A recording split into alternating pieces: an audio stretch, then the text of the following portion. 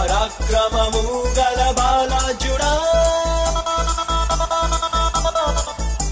నీ కంటికి కనిపించే నీ చెవులకు వినిపించే అరే దేనిని గూర్చి భయపడకు, భయపడకు, భయపడకు, భయపడకు. హే దహించు అగ్నైన నీ దేవుడే నీ ముందు వెళ్తుంటే భయమెందుకు.